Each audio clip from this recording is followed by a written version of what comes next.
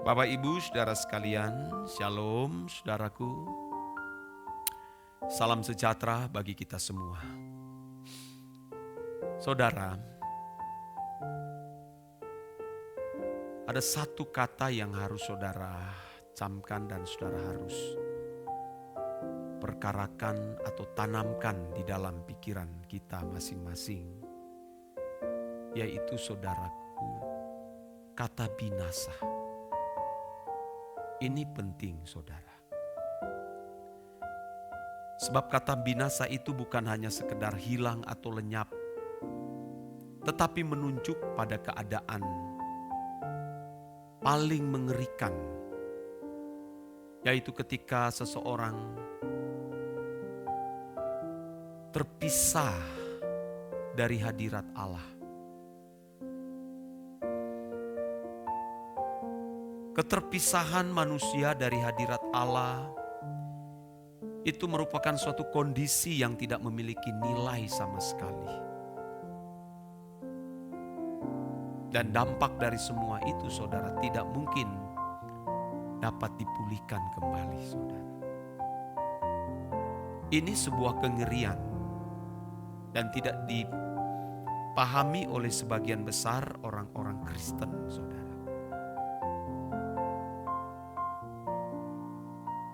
Kalau kita terpisah dari orang yang kita cintai atau orang yang kita kasihi, bagi kita itu tidak beresiko. Tidak berisiko, saudara. Tapi kalau seseorang terpisah dari hadirat Allah, itu kengerian yang tidak dapat terkatakan. Maka pelayanan ini, saudaraku, atau program ini yang kita ikuti setiap pagi, bukan hanya sekedar kita berdoa dan memuji Tuhan, tapi menjadi sebuah peringatan-peringatan kepada kita untuk memikirkan kekekalan, saudara. Sebab kalau seseorang sudah terpisah dari Allah, tidak ada kesempatan lagi. Jangan tunggu nanti membangun relasi dengan Allah dari jauh-jauh hari. Doa pagi yang saya lakukan ini atau saya kerjakan ini ya setiap hari. Ini saudara membangun saudara supaya bisa memiliki interaksi dengan Tuhan. Menstimulasi saudara untuk mulai mengembangkan cinta kepada Tuhan. Maka lagu-lagu ini, saudaraku, lagu-lagu yang kita nyanyikan ini lagu-lagu yang diciptakan oleh Bapak Eras, yang tentu melalui pergumulan. Bukan lagu yang akan dikomersilkan.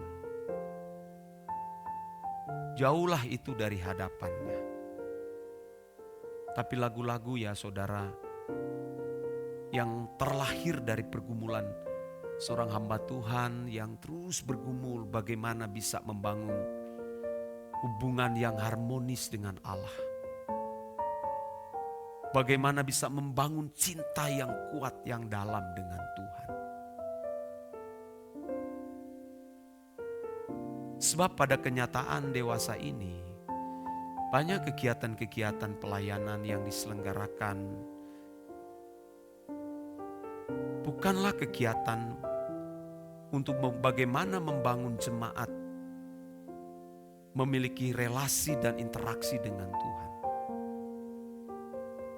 Banyak kegiatan gereja atau kegiatan pelayanan itu hanya berorientasi pada kesenangan daging, kepuasan emosi yang sesaat, tapi tidak membangunkan jemaat untuk bisa membangun relasi dengan Allah.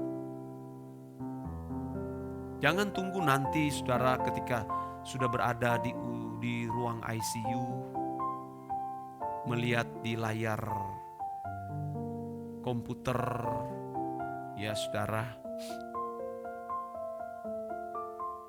gelombang nafas yang tinggal mulai rata, baru mau membangun Tuhan dan berkata, aku mau membangun cinta dengan Engkau. Tidak akan mungkin.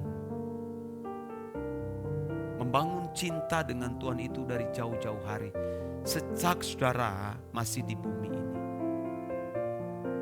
Jangan tunggu atau menunda saudara. Bangunlah relasi dengan kuat dengan Tuhan. Nah, untuk bisa membangun relasi dengan Tuhan, saya harus memberitahu rahasia ini. Satu, saudara tidak boleh mencintai dunia dan segala isinya, apapun itu. Ya. Tuhan Yesus sendiri yang mengatakan, barang siapa mengasihi bapaknya, ibunya, anak-anaknya, laki-laki, perempuan, saudaranya laki-laki, saudara perempuan, dia tidak layak bagiku. Dia tidak layak membangun cinta dengan aku.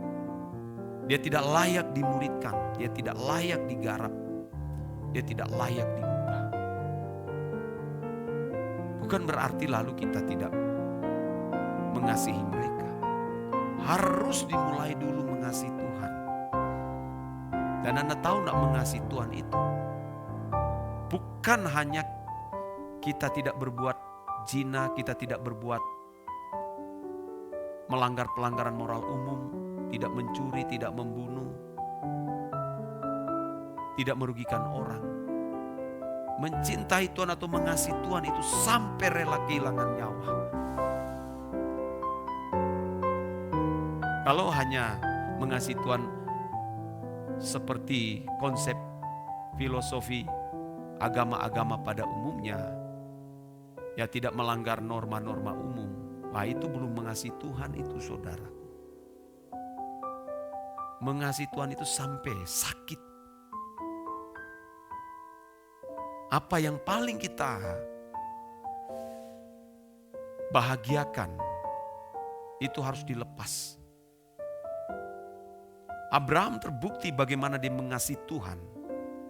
Bukan hanya ketika dia bisa keluar dari Ur Kasdim, keluar dari pusat penyembahan berhala, lalu melakukan perjalanan sebagai musafir. Tapi Abraham terbukti dia mengasihi Tuhan dan takut akan Allah ketika Bapak berkata, sembelih Ishak di atas gunung Moria. Apa Abraham tidak stres? Bahkan bisa depresi loh saudara. Di usia senja begitu, dia bisa gila. Kalau Ismail yang Tuhan ambil, saya kira Abraham tidak sakit. Tapi ini saudara, Ishak yang paling disayangi. Ini bukan Ishak yang baru lahir, berusia 6 bulan, 2 tahun. Diperkirakan Ishak sudah memasuki usia 30 tahun. Bahkan bisa sudah 30 tahun lah, antara 25 atau 30 tahun. Lalu sebab dia diperintahkan Abraham untuk memikul kayu loh saudara. Kayu bakar, kayu yang mau bakar sama dia sendiri saudara. Bawa ke atas gunung. Tidak mudah saudara. Anak yang kita sayangi, mobil kita saja yang kita beli, lalu diserempet kendaraan bermotor, tergores. Kita ngamuk, kita ribut saudara. Karena kita tidak rela melepaskan. Nah, kita terikat dengan mobil itu. Ini contoh saudara. Apalagi sudah mau menyangkut nyawa. Wah saudara, saya juga bergumul di situ dan kita sama-sama bergumul saudara. Sulit saudara. Ini yang membuat saudara kita tidak bisa membangun relasi dengan Allah. Tuhan berkata kamu masih punya kekasih yang lain.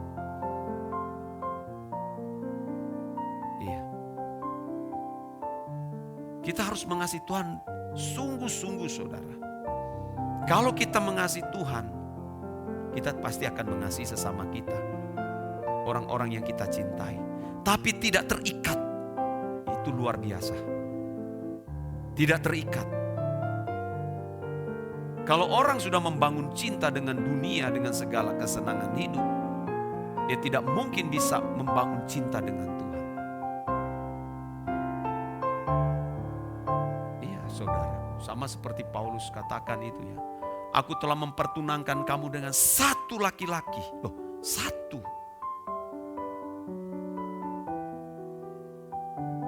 Satu laki-laki. Jadi kita saudara, menjadi orang Kristen itu bukan hanya sekedar beragama, tapi bagaimana kita bisa membangun relasi dengan Tuhan. Sama seperti Henokh di zaman Perjanjian Lama. Tidak ada hukum-hukum tertulis pada zaman itu. Zaman batu. Saudara. Tapi dia bisa membangun cinta dengan Tuhan. Lalu diangkat. Nah, banyak kegiatan keagamaan gereja hari ini saudara melakukan berkegiatan tapi tidak memiliki cinta dengan Tuhan. Nah, orang-orang seperti ini sangat berpotensi jatuh ke dalam dosa. Percayalah saudara. Ya.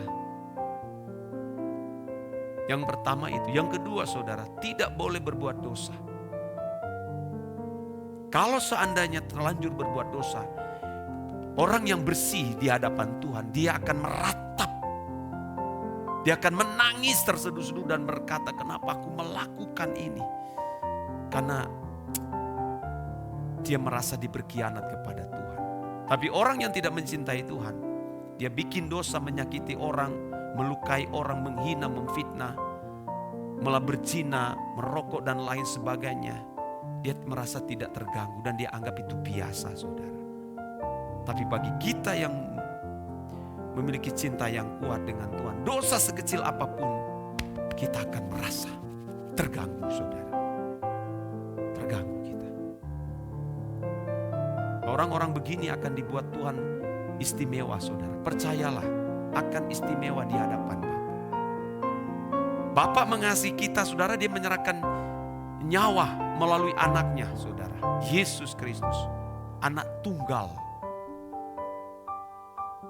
Dia menyerahkan nyawa. Kita juga wajib menyerahkan nyawa saudara. Saya saudara dengan tingkat pelayanan yang lumayan tinggi. Bukan sombong tapi lumayan lah. Tapi tidak merasa itu sudah mengasihi Tuhan. Maka aku bangun cinta dengan Tuhan setiap hari. Saudaraku ya. Saya mengajak Bapak Ibu Saudara sekalian. Ayo jangan sampai kita terpisah di hadapan Allah. Di kekekalan itu adalah sebuah kengerian. Ini menjadi pesan Tuhan bagi kita sekalian. Amin.